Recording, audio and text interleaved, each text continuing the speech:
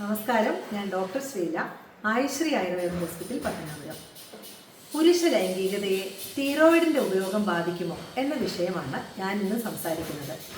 അത്ലറ്റുകളും body ബിൽഡിങ്ങിന് പോകുന്നവരും മറ്റും അവരുടെ പ്രകടനം മെച്ചപ്പെടുത്തുന്നതിനായിട്ട് സ്റ്റീറോയിഡുകളൊക്കെ ഉപയോഗിക്കുന്നതായിട്ട് നിങ്ങൾ കേട്ടിട്ടുണ്ടാകും. അങ്ങനെയുള്ളവരുടെ ശ്രദ്ധയ്ക്കാണ് ഞാൻ ഇന്ന് ഈ വിഷയം എടുത്തത്. ടെസ്റ്റോസ്റ്റീറോണും അതിൻ്റെ ഡെറിവേറ്റീവ്സുമാണ് ആനബോളിക് സ്റ്റീറോയിഡ്സ്. നോർമൽ റേഞ്ചിൽ ടെസ്റ്റോസ്റ്റീറോൺ ഉള്ള വ്യക്തികൾ എക്സ്ട്രീമിലി അത് ഓറലി ഓർ ഇഞ്ചെക്ഷൻ വഴി ടെസ്റ്റോസ്റ്റീറോൺ ശരീരത്തിന് നൽകുമ്പോൾ ശരീരത്തിൽ ടെസ്റ്റോസ്റ്റീറോണിന്റെ അളവ് കൂടില്ല. പകരം പിറ്റ്യൂട്ടറി ഗ്ലാൻഡിന്റെ ഉൽപാദനം കുറച്ച് രക്തത്തിലെ ടെസ്റ്റോസ്റ്റീറോണിന്റെ ലെവൽ കൃത്യമാക്കി നിർത്തും. അപ്പോൾ പതിവായി ടെസ്റ്റോസ്റ്റീറോൺ പുറത്തുനിന്ന് നൽകിയാൽ ടെസ്റ്റോസ്റ്റീറോണിന്റെ പ്രവർത്തനം കുറയില്ലേ?